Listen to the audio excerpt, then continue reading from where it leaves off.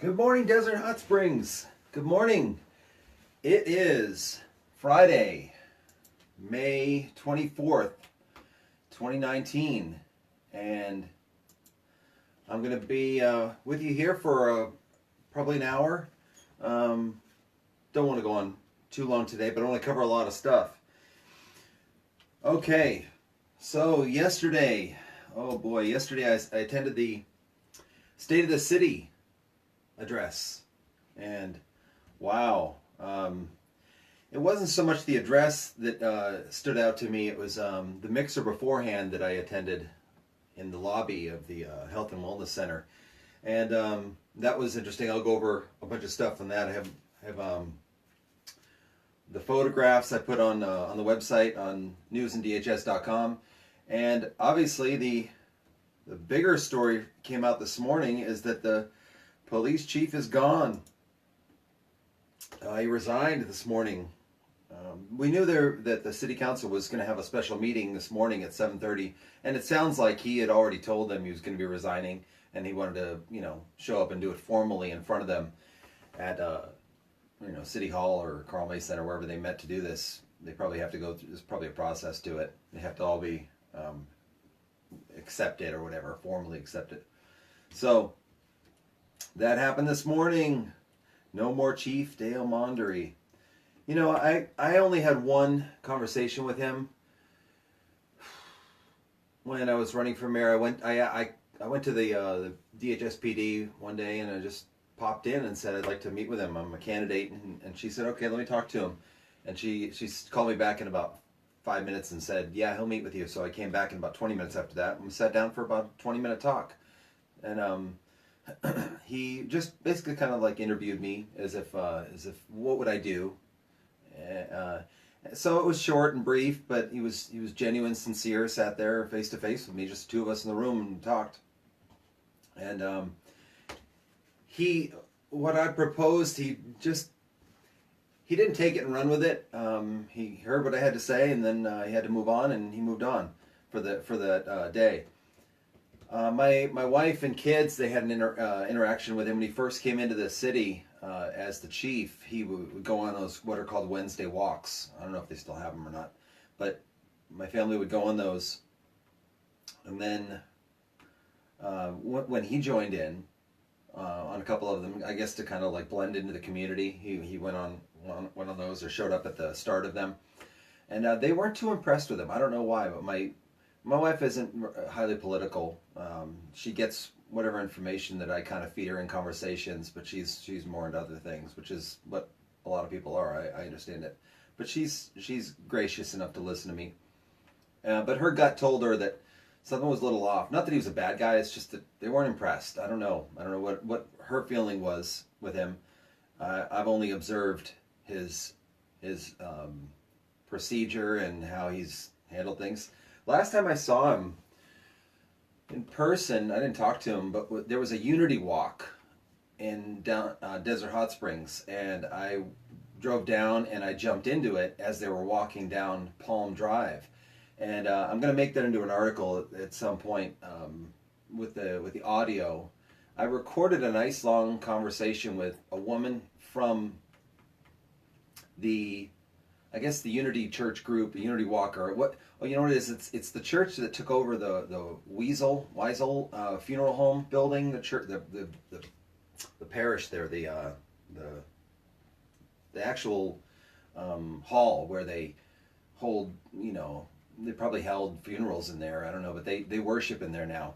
It's right across the street from that auto repair shop, and it's across the street from that collectibles place by the Cottage 2, that intersection right there. Weefels. I guess Weefels still. They told me in the long walk that we had over to the park. There's the park. They basically did a ribbon cutting. So the chief was there. Chief did the walk, and he had community patrol officers doing some sort of like motorcade. I don't know. It seemed a little bit overkill for what was going on. It was only a little handful of people, maybe a couple dozen at the most, and they were all. Councilmember Gary Gardner was there with his boyfriend or husband, and the walking their dog, and the mayor was walking, and I didn't talk to any of them. I wasn't interested. I've heard them. I know what they're about. I wanted to talk to real people, so I joined in, and a woman was really nice enough to talk to me the whole way. But anyway, I was going off on a tangent about that. But the chief was there. The mayor posted some pictures of that walk on his Facebook page, and one picture you could see me in the background, way in the background. But police chief was there. It's the last time I saw him, and oddly enough, that was before the whole investigation popped up about what he was texting between, or allegedly texting between himself and the girlfriend of a detective. But oddly enough, he was on his phone. He's standing there texting on his phone. So, or whatever, emailing, I don't know what he was doing. But, yeah, so I don't know what the future holds for that spot. I don't know if the replacement chief, interim chief, is going to become full-time. They're going to get a new interim chief, new backup. I don't know what you call that. I was never in military or police, so I don't know the ranking and all that stuff, or politically what they're called when one goes on vacation, the other one steps in. I think it's interim police chief. But so Henson, I think is his name. So maybe he'll step in. He doesn't seem to be a real. Here's part of the game. It seems like with police, the chief has to be that charismatic guy. Has to have a little bit of life to his personality, and I think Henson, he's just kind of cold and kind of stone there. He's kind of stone faced. He just doesn't put out life like I think what they try to say that former Chief Dale Mondary had. So this is just my observation. So I think that's part of the formula for having a police chief. He has to be kind of relatable, and kind of easy to kind of get along with and blend in with. And I think that's part of the recipe, which is stupid to me. That's where we're at, is that you have to have these certain qualities to fit in. Like you'll see a lot of people in government are tall, big people. It's and a lot of police officers are tall and big people. They make them, it's like there's this perception by the public that you have to be, if you're authority, you have to be bigger. So it's silly, because who was that running back for the Tampa Bay Buccaneers who was tiny, but I'll think of his name later. But he was small, but he was a running back, and he got great statistics. Great guy, gave a lot to his family and to charity. So he's gone. My mind makes me wander into, was it, you don't know what's going on behind closed doors with this. I mean, was this a move to reshuffle to bring somebody else in? I don't know. Was this a personal breakdown? Was it really what it looks like? But it's really true that Desert Hot Springs has got some busy times ahead with what they're going to have to go through to get these vacancies and these areas filled. So the police chief of Desert Hot Springs has resigned this morning, turning in his letter of resignation to the city council before 7:45 a.m. today. The police chief was highly liked by the council and was said to have brought crime down in the city. His resignation stems from evidence that he was texting explicit messages between himself and the girlfriend of a DHS PD detective, sometimes even during work hours. So on here you can see there's a screenshot of a text, I guess, that was released to the news. NBC Palm Springs put in their article. I guess the one that sticks out, after the last suggestive text I sent you, Mike saw it, and it was not a pleasant time for me. And then the girlfriend got back, and then the last one is kind of the one that kind of you're drawn right to. It says, I have to admit that from your pictures on Facebook, I knew you were cute, but when I saw you, I thought, damn. And then, ironically, does anyone remember that just less than a year ago, the former police chief himself was investigating sexually explicit messaging that was going back and forth between an officer and an informant? The officer under investigation is shown below with the now former chief and city council at the time. So you got a picture down here of there's the chief with that officer that was, I guess, about a year ago, he was texting with an informant. I guess the cover story or the official story is he was trying to get information out of her, and they got a relationship going. I guess I can see how that can develop, and so we're human, and if he's building a relationship with her to get more information out of her, you can't pull back if you feel like you're going to get more information. So I can understand the angle of the officer, but it's weird that the chief was investigating an officer involved in texting explicit messages when, maybe that's what turned him onto it. Maybe he thought, never heard of this. This sounds fun. I don't know. I'm just speculating and joking about that. So he's out, and the thing I wanted to spend the most time, I planned to spend the most time on was the State of the City address. Now, the State of the City address wasn't unlike a lot of other State of the City addresses, and I've been telling you for a long time that they just say it's great, everything's great. And believe it or not, during the mayor's video, at one point he said, "We're doing great." Something like that. It was really funny to me inside. I didn't laugh out loud like I did at the meeting, but it was interesting that he's actually saying that. But if you ask people who are still struggling along in the downtown area, with people burglarizing, stealing their cars, stealing their TVs out of their house, cleaning them straight out, cleaning all their electronics out of their houses, ask them if the DHS is doing great, and they'll probably tell you not really. So it's out of touch. It's this whole thing, to me. I met some nice people. I'm not saying that people aren't nice, but this whole meeting was just a big. It was a big corporate lobbying event, is what it was, for the city, and it was very evident. That's why I go to these things. If I'm publicly allowed to go to these things, then I paid for a ticket to go to this. By the way, I don't announce where I'm going. I just do my thing and I go. I don't tell people where I'm going to be, where I'm going to go. So I'm going to show up different places because I don't believe in telegraphing what I'm going to do, because it just keeps people on their toes. And I'm not trying to make people edgy. I can gain more by just showing up than by saying I'll be over there by 4 o'clock. I don't do that. So and it gives me more of an organic floating path to follow where I'm going to go. Because if I commit to something and then something better comes up in my mind about where I can be and I can learn a little more, then I got to back out of it. So I just kind of do my own thing.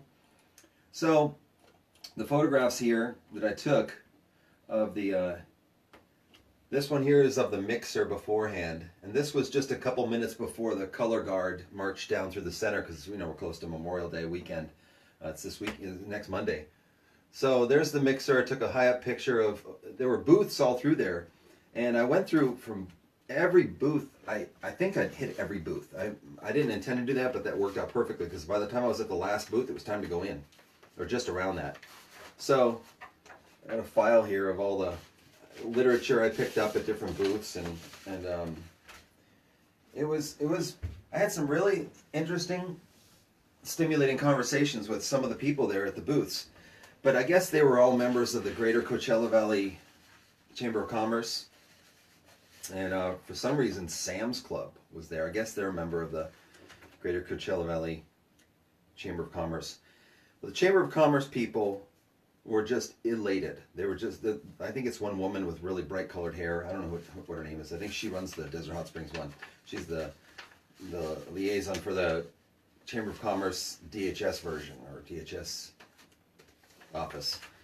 So I don't believe it. A lot of those things are really doing what they're intended to do, which is, show people that these are vetted companies, or who knows what this is. I mean, I know there's an official explanation, but on the street level, on the Main Street level, the Chamber of Commerce endorsement or membership, all that, what average people, I think, believe it means is that this is a vetted business. This is an authentic business that won't screw its customers, won't do bad things to you because we've looked them over and we've allowed them to join.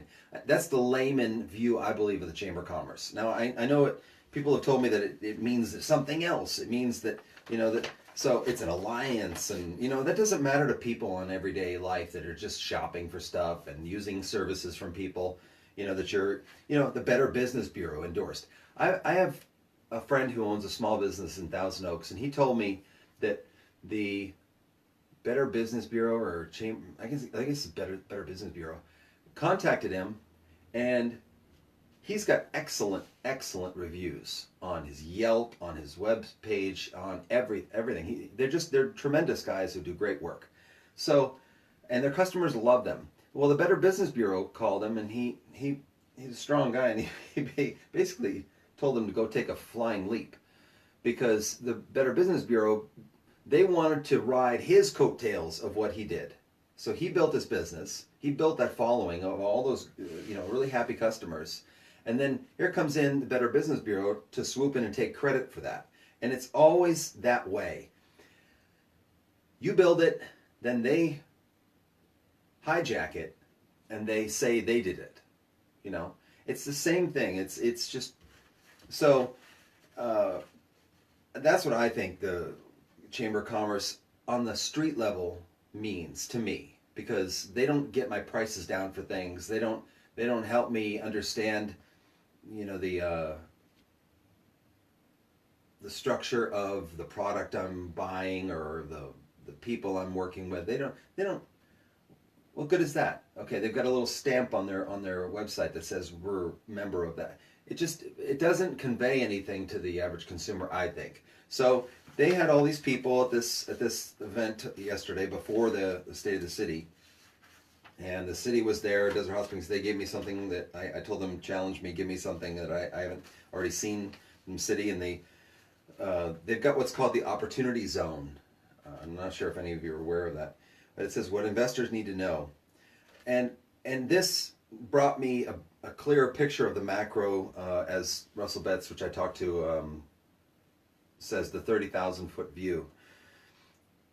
Here's the deal with what's going on with all these people, because I didn't see very many average Desert Hot Springs people there. What I saw, and you have to look deep into the layers to see this level of coordination and friendship and membership and alliances with the city. Okay, who's got money and who doesn't? The big businesses, the water district, that's not a business, but that's an entity that deals with large amounts of money and bills, and people paying their bills. It's a powerhouse for influence. The Desert Valley Disposal was there. There were the Miracle Springs Resort and Spa had a table there. There were several. All these, let's see if I can see. All these in the front here were close to the stage where the mayor spoke. All of those had a sign at the top of the table that said what they were part of. One was the City Desert Hot Springs. A couple of them were. And then the others were big businesses. And then towards the back of the room, these were just called open seating, which is where I sat. I sat, and there was a chilled salad there that everybody got who paid for a ticket. Got a chilled salad. All the vendors got to come in and eat. I'm not sure if they paid for a ticket or if they were just given one because they came out and showed up at the mixer. But it was unrelatable people to the City of Desert Hot Springs. And I got a very clear understanding of something. Two things happened when I was there, and two things just like tumblers clicked right into line. And like when the what's the Las Vegas slot machine, when you pull the lever, they tick, tick, tick, tick, tick, tick, tick, and then one after another, click, click, click, click, click, and all your number comes up, all your jackpot comes up. So it was spinning, and then when Russell Betts said something to me, it just clicked right into place, because as soon as he said it, it made perfect sense. And I talked to him for a minute. He came up to me and tried, because I haven't seen evidence otherwise, and I don't know if I ever will. But he said, I saw your video, and I have to correct you on something. He said I wasn't putting out the cards for Madison, Gardner, and Pye. He said I was out there campaigning for Malcolm McLean. Now he didn't. That's what he said. He said we were out there, and I was campaigning for Malcolm McLean. And I said, I saw you had one of those flyers and you gave it to the security guard at the end of our conversation. He said, yeah, I picked one up. So, I mean, whether that's true, I don't know. I can't confirm that. I can't go back in time. I can't record what he did. So I have to weigh what he said with what I think, and somewhere in the middle is the truth. But what it kind of felt like was he was with a team of people that were campaigning, and other people were putting those cards out, and he was putting out the Malcolm McLean. Now at Vaughn's, I did not see any Malcolm signs at all that day. So I don't know where he was putting them. I don't know if he was following along or if he was doing Vaughn's with that. I don't know what it is, but something doesn't completely lock into place with that and make perfect sense. So, but when we had our little 5-minute conversation in the lobby that right here of that event yesterday, I asked him if he'd come on, and he said, or call in. He said sure. He's really an open guy about talking. He'll talk to anybody, even people who have attacked him. I mean, he'll just talk to anybody. He's really okay with any kind of not awkward, but any kind of uncomfortable conversation. He'll just talk. You can call him and he's cool as a cucumber when it comes to that. So the thing that locked into place when I talked to him was he said he was trailing off on that conversation about putting the cards out. He said, there's a lot of stuff I don't agree with about that Scott does, or Mayor Mattis does. He said there's a lot of stuff I don't agree with him, but right now, he said, we've got a lot of unity on the council, and this is the thing he said that made it just the last one right into place. He said, it used to be that I used to have to fight and fight and fight to get the things I wanted to get done accomplished. Now that we've got unity on the council, he said it's a lot easier. We don't go through that drama anymore. That's exactly what he said. Not exactly what he said, but that's the gist of what he said. And that's exactly what made it click. And I said to him, the next thing I said to him was, I said, there's two things could be done. You chose one, and what would the other one be? You chose the easier route by building a unified city council. The other one is working harder to get your things that you want to get accomplished in the city through. Next step it goes to, they're taking the easy route. Plain and simple. That was what clicked, was that they do, not just him, not just others, but it's throughout this whole lake of these people right in the middle of our city. They take the easy route. They do what's easiest. And that was, this conversation I had with him was just a couple days after that city council meeting, when they picked the easy route on how to fill that empty seat. The seat that's going to be empty by Annie Zavala. So they picked the easy route instead of the hard route. And I think they do that a lot, if not all the time. If you're ever around them, do they seem concerned to you? Do they seem stressed? Do they seem overworked? No. They just don't. They're just kind of mellow all the time. They don't ever seem frantic about anything. So what causes people to not be frantic and concerned? Not that you want city council frantic and concerned, but they never give off an energy. You know, Time to go home. They just shuffle out the door. They go home. They come back the next day. And they check in. They read their emails. It's always this,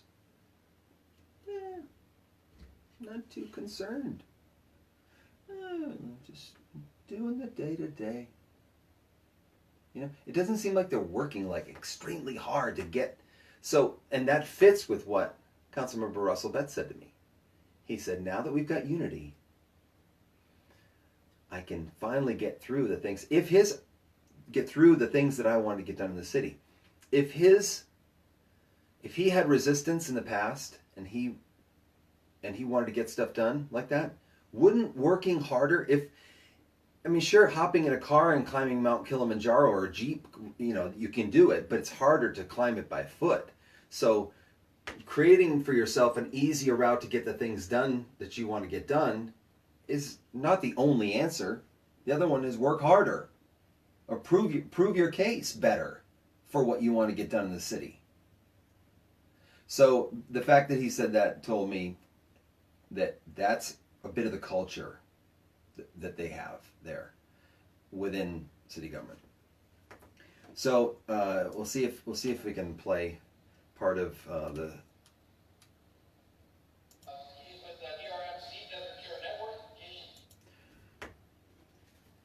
So I took some notes from. There's just slides. See, Desert Water was there. I talked to them. So he's going over bit by bit. I took a bunch of notes. I'm not going to play the whole video. People will protect their future by looking for opportunities. Okay. I think the biggest problem they have with me, and this speaks to what people are interested in, and I've said this at this desk in front of you before. People are interested in themselves first. Your self-protection kicks in no matter what, almost every time the first time. The first thing that happens is, how is that going to affect me? And I'm starting to, the more I go to these, I'll never change, I'll never be like them, but I can learn a lot from going around them. And one of the differences is that they have to take me a little more seriously because I did something. I put my foot in their arena for a few months and made them see that I'm serious about wanting to know more and be more part of the community only if the voters want me to. So they take me a little differently than some, and I've said this before, than some stranger who just shows up at things, just kind of, who's the guy in the background that always comes around? I don't know what his intentions are. Well, since I did the paperwork in 2018 and I went through the process, that puts me into a different category. And the things that I was pushing made people in this city take notice. Okay? And the people that took notice is what I took note of mostly.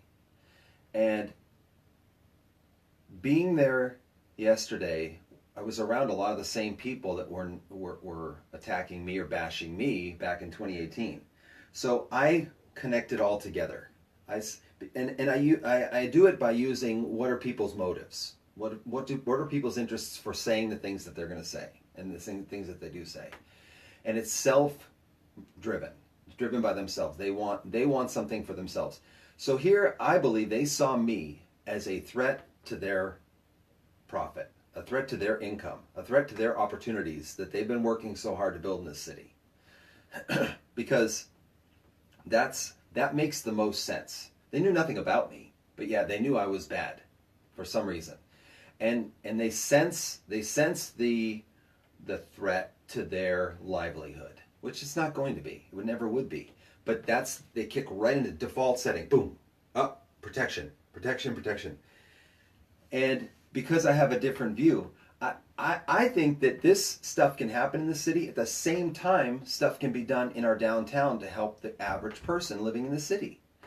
And because that was resisted, and nothing new has been done. I mean, they talk about spending, $2 million on a road that is not going to get people in a safer situation from getting their door kicked in when they're gone to work during the day.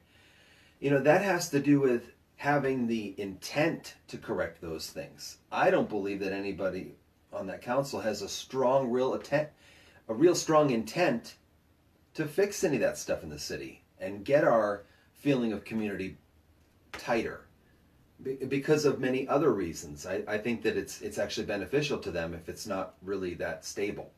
I said that during the campaign. But going back to, why is it this group that the city associates with the most? Why is it these big corporate interests? Candescent was there, and I talked to one of the guys from Candescent for a long time, and I pressed him with some tough questions, and he responded very well. Smart guy, gave me a lot of information. I can't verify all of it. It was just a conversation. He sold it to me, but I'm still, hesitant to fully commit to, because they're gonna say they're by the books and all that stuff. I'm not saying there aren't. A couple interesting things he said was that their biggest market, Candescent, who grows here in Desert Hot Springs, their number one biggest market is Los Angeles, and the second biggest is San Francisco. So cannabis grown from Candescent, it leaves here. Most of the biggest amount of what they make going to one place is Los Angeles. Second biggest load is going to San Francisco. Third is like smaller suburbs in San Diego, Long Beach, and places like that. So that's where a hefty amount of their stuff is going. He didn't go past that because it gets into smaller and smaller regions. So I thought that was interesting. I talked to CV Can. I guess Jason Elsasser's gone. He moved to Oklahoma. I think it was Oklahoma. And I guess he's gonna probably start it all up there too. So he's pioneering, cannabis, I guess. And she didn't tell me exactly what he was doing, but I would think he handed off his baby to other people now, and they're gonna run it. I talked to the vice president of the organization, CV Can. She was nice. She was very nice to me.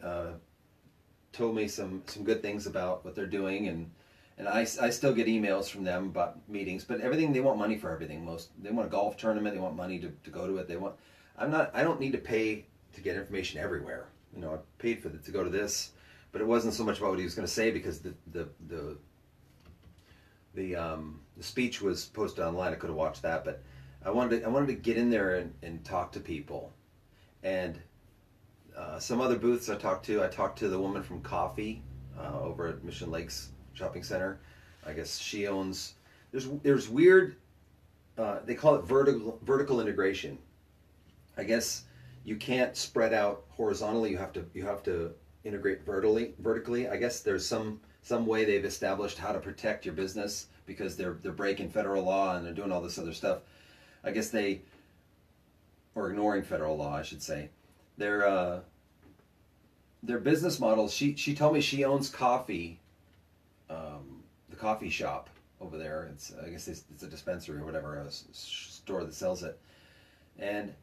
But she also said at the same time, I'm just a grower. So I don't know. She had to legally say certain things.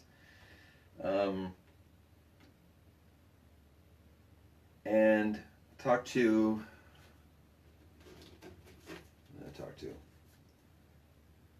For some reason, the forest lawn was there. I guess they want to.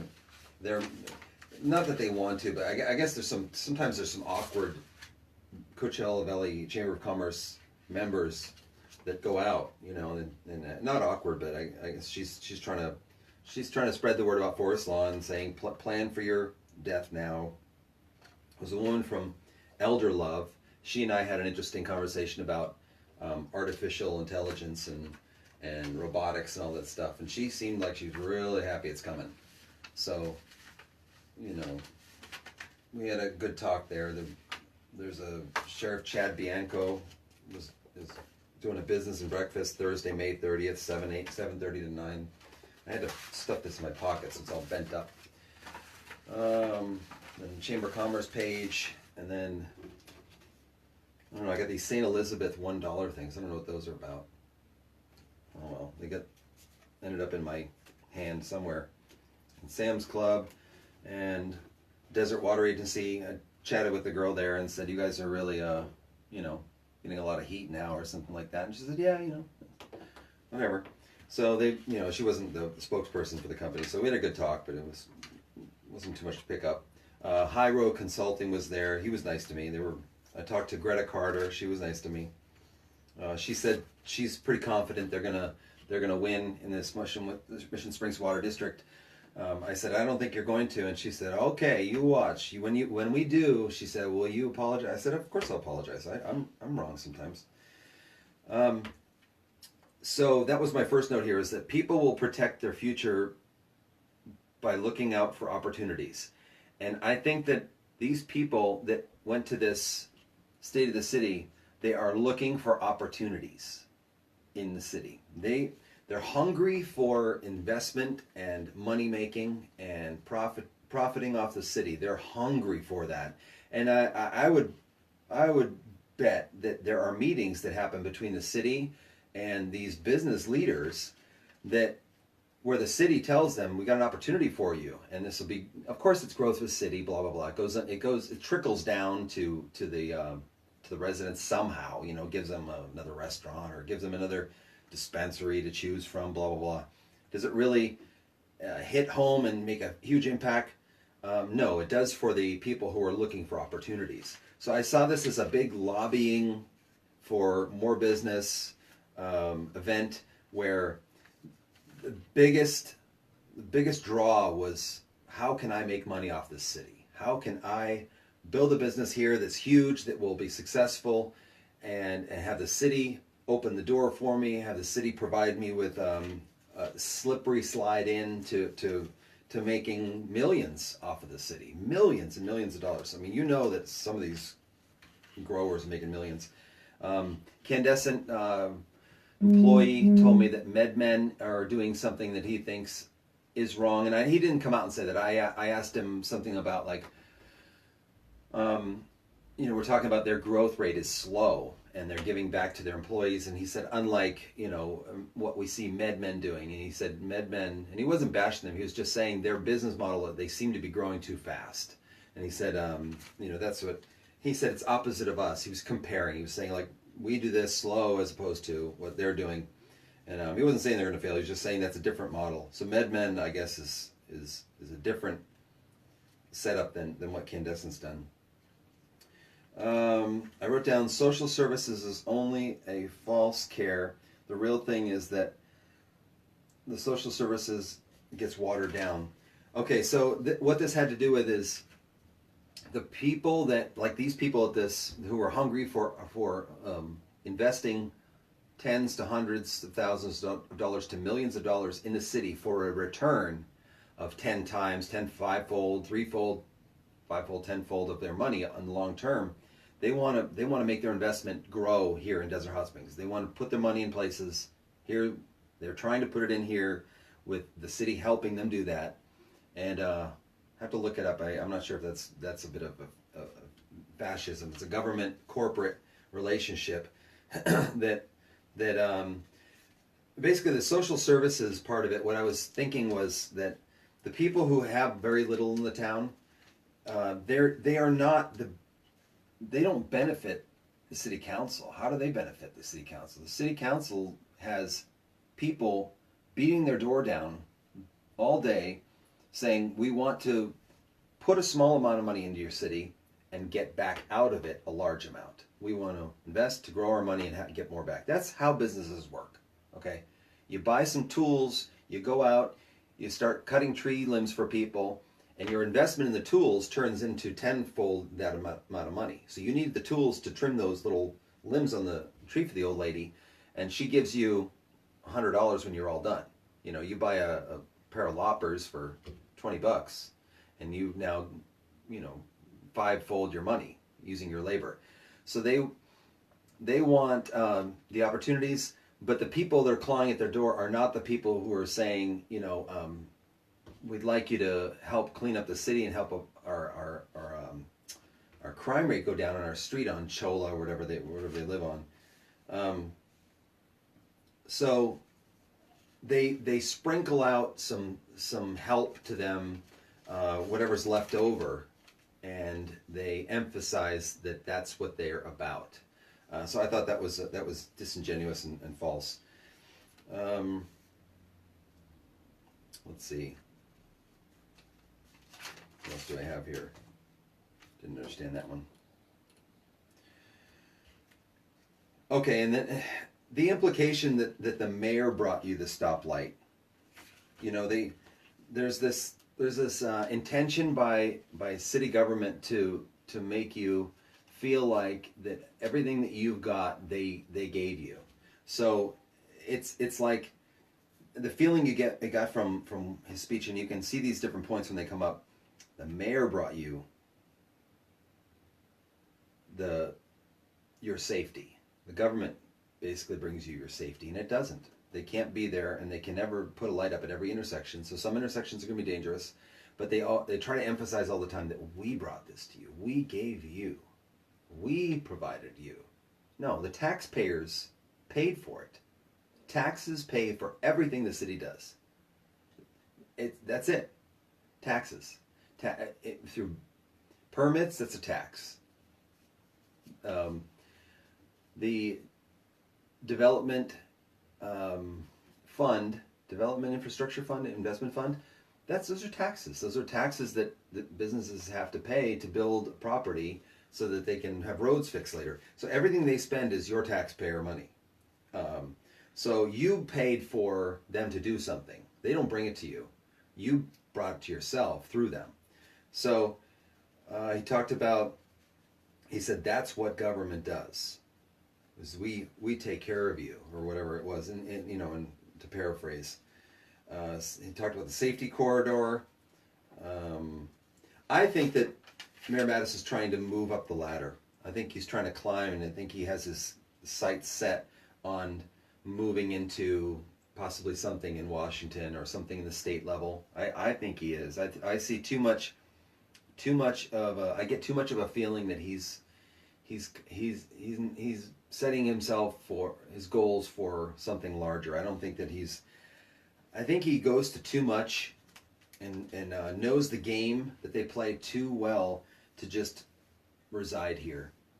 I think he's being elevated by powers that be behind him, and groomed. I guess groomed is the word for it. I think he's being groomed for state supervisor, county supervisor, something. I think he's going to move on at some point. But you better bet if he moves on, he's going to clear the path to put somebody under his wing that's going to fill in the wake that he creates. So he's not going to give up his spot very easily. Money goes into things that don't make a difference. I kind of took that up as a something that popped out at me. Things are looking great. Yeah, he said things are looking great, or the city Desert Hot Springs is doing great. Just like what I've been saying. Again, ask somebody who ask the people who work at O'Reilly when every so often they have another Ranger window smashed. Right there, they can't park the trucks inside the store at night, so you just keep having to replace the side window on the truck because it keeps getting smashed. So ask them if they're bothered by that. Ask them if that is great in the city. All the improvements seem to help big business, not the residents. Trigger words. I wrote down trigger. Understaffed with. I don't know what that one says.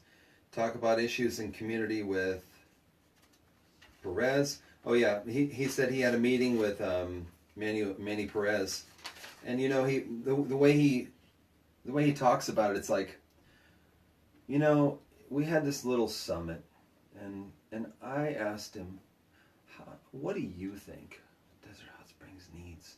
Like he's really looking out for you. No, it's a business meeting. They go there and they go run down the agenda of what the items of what they gotta settle and figure out what they're gonna do about.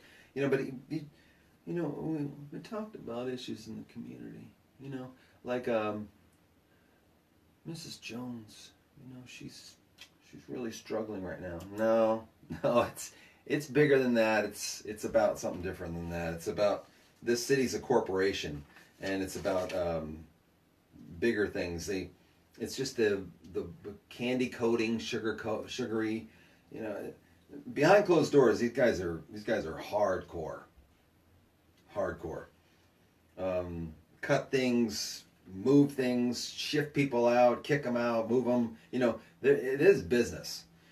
City Hall can easily be repaired. Oh yeah, that was what I thought it was they give a video tutorial, and it's in here. It's a video CGI video of what inside the new council chambers that are going to be there, and it reminded me a lot of, where was that? Was it Oxnard? I think it was Ventura.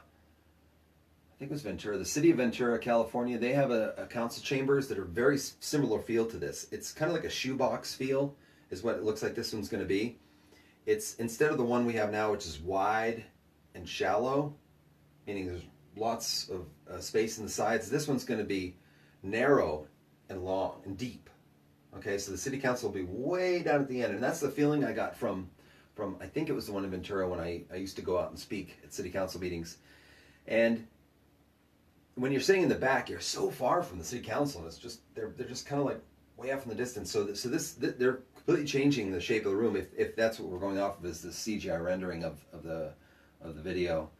And they had I thought it was interesting in the video they had and this kind of telegraphs I think subtleties about what they have going on. In the video, the CGI video of the new city hall that we're going to get in Desert Hot Springs, they had like 4 people in the audience. They had like 96 empty seats or something like that. 96% of the seats were empty. They had one guy speaking, and they had 3 city council members. Diversity, they had a black city council member and a woman, and they showed them having all this room around them, and they were just sitting there with these big chairs because the CGI kind of went around the whole room, and they had one person. I mean, I guess it costs more to. I get it. It costs more to put all these people in, but I thought that was interesting. That kind of, because a lot of the messaging is subconscious. When you look at the room, that they showed, yeah, just a couple people in attendance. Like it's that's what people. That's part of what programs minds is he's seeing me flashing, and the subconscious picks that up, and that carries over later. Later people think about city council meetings, a couple people go. So that means to people who are uninformed, it's just not that interesting to go. Why go? Nobody goes to it anyway. So I thought that was interesting. Building, this is a big one.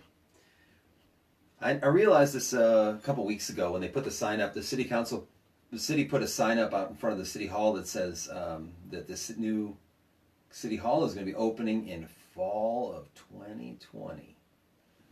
Fall of 2020. Well, what does that coincide with? And I know buildings can go up pretty fast, and I'm sure they will justify, if I ever ask them, as, well, it's because they can't get materials, or and they can't get light poles. I mean, maybe that's true. I can't confirm that or not about the traffic light they're putting in Camino Aventura.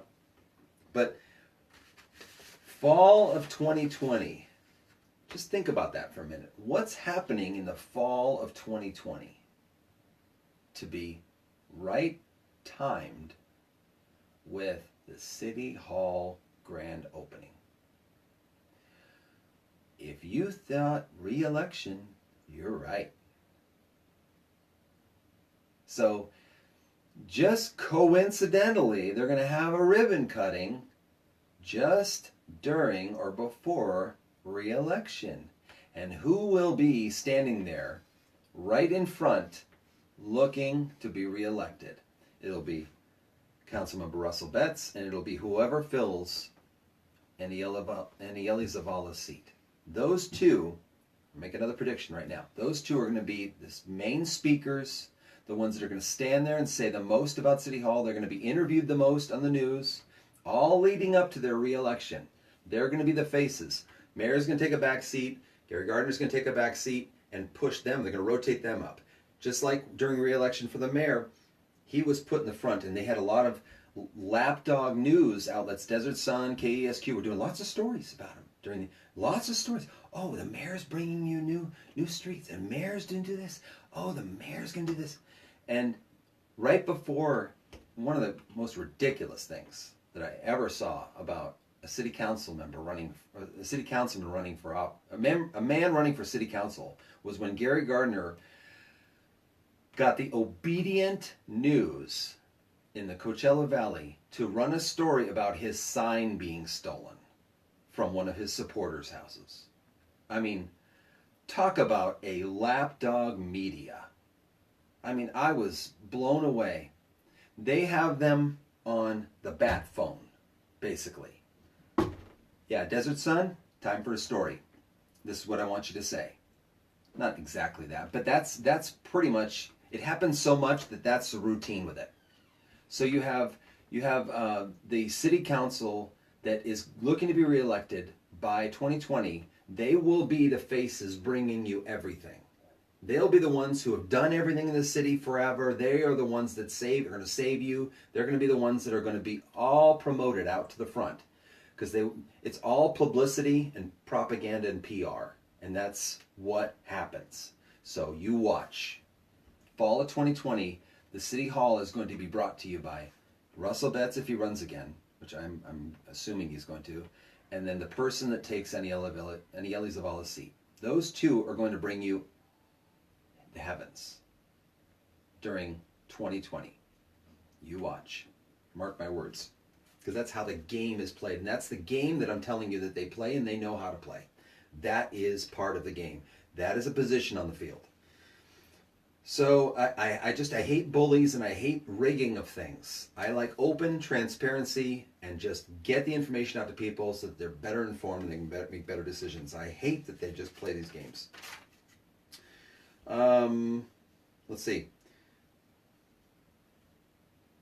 They call this, I can't read that one. Government raises your rates, and then,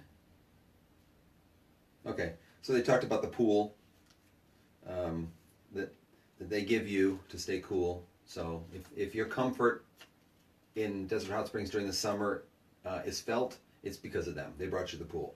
So they raise all your rates and everything, and then they give you a pool to go stay cool in.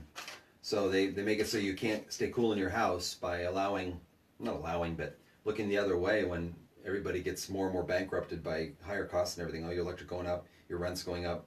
Not that they have control over that, but they just look the other way. They don't discuss it. They don't say, maybe you should, as a stronger community, we should plan for some rate increases. The city government could be doing so many things to assist people, like what I'm doing. This is exactly what I'm doing, but they can't do that. They can't get out there and start telling you the game, because it would unravel all the things that they're using to elevate themselves. Because if they clued you in on the game, you'd figure it out. So that's why I'm trying to clue you in on how the game is played. Because I don't want anything. I hate money. I hate dealing with money. I hate asking people for money that is owed to me. I hate it. It's dirty to me. I have to have it to survive and get through in the world, but I want as little to do with it as possible. I like human interactions. I like knowing things, and I like sharing information with other people who don't know things. I'm not going to force it on anybody, but if they want to hear it, they hear it. If they don't want to hear it, they can walk away. I'm not going to chase them. Invites people in, but filters them out. Yeah, he talked about how 1% of the, I should try to pull that up. 1% of the public is in the city is participating in what's going on in the city. And he said we need to get more people involved, more people helping and doing stuff. And I'm ready to, but he's never going to let me in. He's going to filter me out. And they're people, because they know what I'm going to talk about, and I can't be allowed in to talk about what I'm going to talk about. I have to do it privately, not privately, but I have to do it on my own way through you, through other means to you. So, where am I here? I was trying to pull up.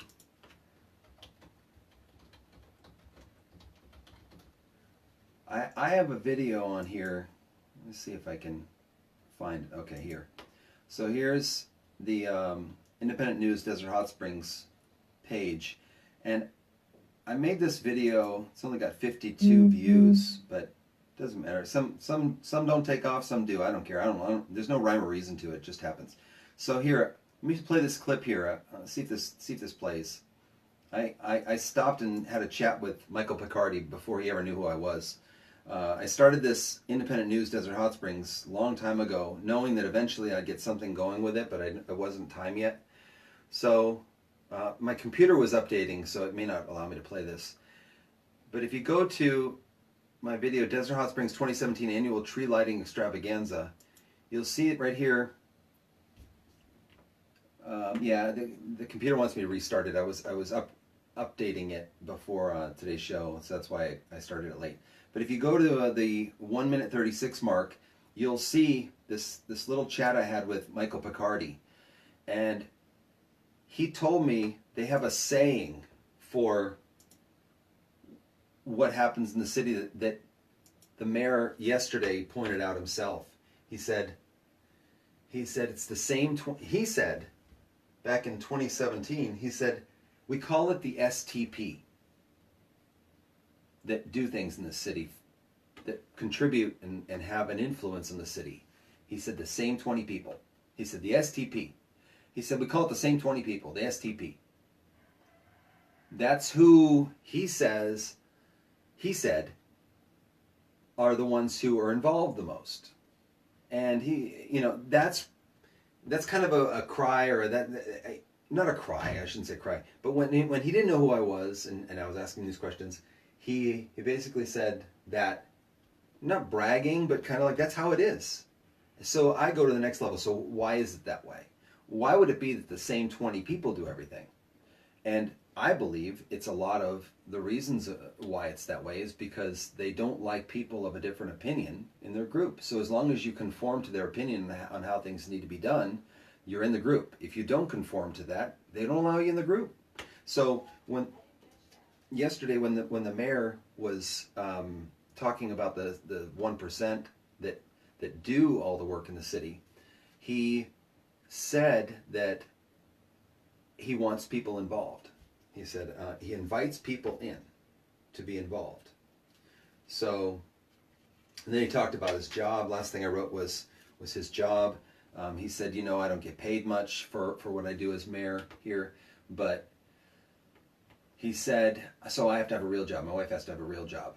I'm not so sure that's money-wise that's necessary. I think that there's a lot of perks and advantages to being a mayor for people. I personally think that a lot of the people who are participating in the city government in this way, if you're not a staff member, if you're not like the city manager making a salary, or the assistant city manager making a salary, then I believe there's a lot of other ways to make money off of being a city councilman and a mayor. And you can see their lives are expanding into quite a bit of wealth. And I'm not saying that something criminal is going on, but I do believe that a lot of the people who, again, participate in the government that way and also run 501c3 nonprofits, which there are a ton of, and I'm building up to discussing that with you all, because there's public evidence all over the place of what's really going on.